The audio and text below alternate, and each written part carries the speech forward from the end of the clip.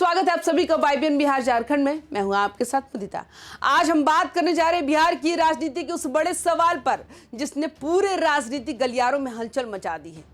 क्या उपेंद्र कुशवाहा पुत्र मोह में फंस गए हैं? क्या बिहार की राजनीति में फिर से परिवारवाद हावी हो गया? क्या राष्ट्रीय लोक मोर्चा यानी RLM में आई भगदड़ का कारण सिर्फ एक बेटे को मंत्री बनाना है? और सबसे बड़ा सवाल, क्या उपेंद्र कुशवाहा ने अपने ही हाथों अपनी पार्टी को कमजोर कर दिया?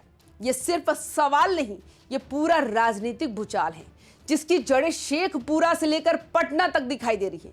आज की इस रिपोर्ट में हम आपको पूरी कहानी बताएंगे। अंदरूनी सूत्रों का दावा, इस्तीफों की राजनीति, वंशवाद के आरोप और आगे उपेंद्र कुशवाहा के सामने कौन कौन सी मुश्किलें खड़ी हैं। बिहार विधानसभा चुनाव में एनडीए ने 243 में से 202 सीटें जीतकर एक तरह से इतिहास रच दिया था।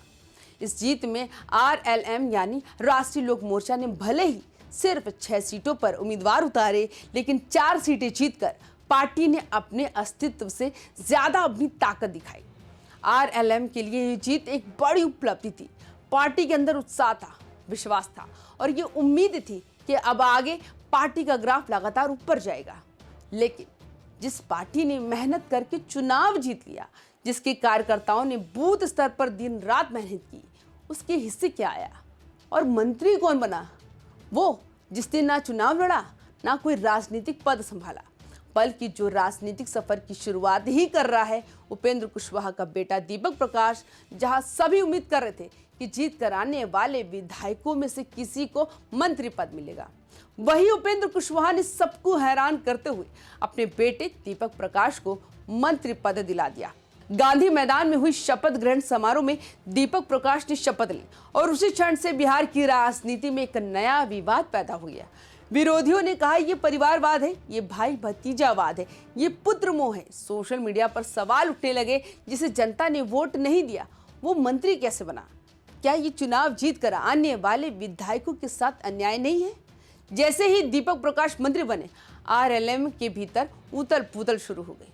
कुछ ही दिनों में यह असंतोष गुस्से में बदल गया और फिर एक ही दिन में 1 दर्जन से अधिक बड़े नेताओं ने पार्टी छोड़ दी, जिनमें सबसे बड़े नाम जितेंद्र नाथ पटेल राष्ट्रीय उपाध्यक्ष, राहुल कुमार प्रदेश प्रवक्ता, प्रमोद यादव, राजेश रंजन उर्फ गुरुजी जिलाध्यक्ष पप्पू राजमंडल। इसके अलावा जिलों और प्रखंडों के कई अध्यक्षों ने इस्तीफा दे दिया।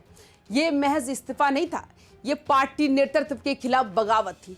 जिन नेताओं ने त्याग पत्र दिया, उन्होंने सीधे सीधे आरोप लगाया कि उपेंद्र कुशवाहा जो कुछ भी कर रहे हैं वो अब राजनीति की पाचन शक्ति से ऊपर हो गया है।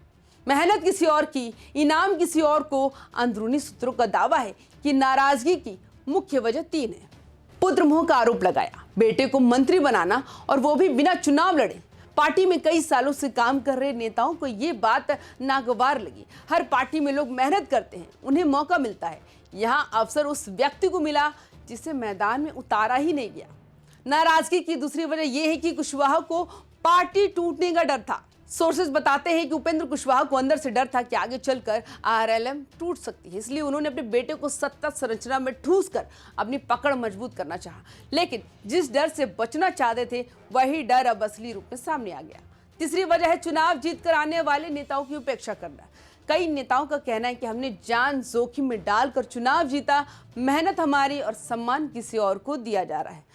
RLM की मुश्किलें बढ़ती हुई दिखाई दे रही है कि आखिर एक साथ इतने इस्तीफों का मतलब क्या है। देखिए, राजनीति में एक साथ इतने बड़े नेताओं का इस्तीफा देना एक संदेश है। पार्टी का आंतरिक ढांचा जो होता है वो अब बेहद कमजोर हो चुका है। जितेंद्र नाथ पटेल जैसे नेता जो 10 सालों से कुशवाहा के साथ थे, उनका जाना एक बड़ा संकेत है कि पार्टी में असंतोष गहरा है। ये सिर्फ विरोध नहीं, ये भरोसे का टूटना है।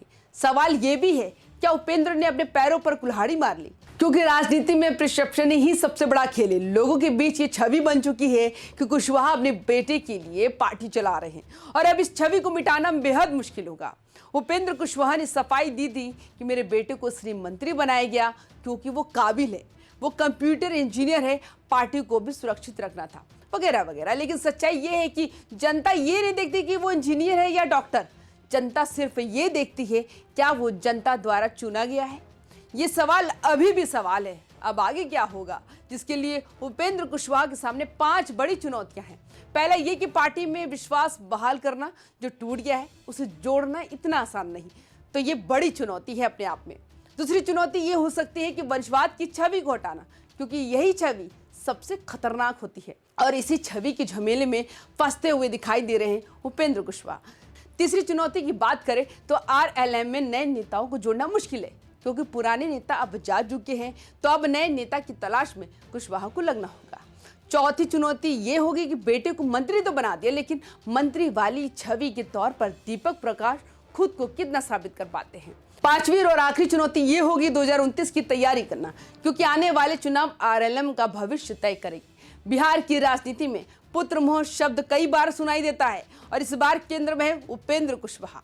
बेटे को मंत्री बनाना क्या मजबूरी थी या ये परिवारवाद का एक और अध्याय था? अब ऐसे में सवाल उठता है, क्या इस बार आरएलएम की पार्टी टूट जाएगी? क्या ये फैसला आरएलएम को भारी पड़ेगा? अब आगे क्या होगा ये तो आने वाला वक्त बताएगा, लेकिन इतना तय है उपेंद्र कुशवाहा का ये कदम उनकी पूरी राजनीतिक विरासत को प्रभावित कर सकता है। तो आपको हमारी ये जानकारी कैसी लगी आप हमें कमेंट्स करके जरूर बताएं। बाकी तमाम खबरों के लिए YBN बिहार झारखंड को सब्सक्राइब करना ना भूलें। नमस्कार।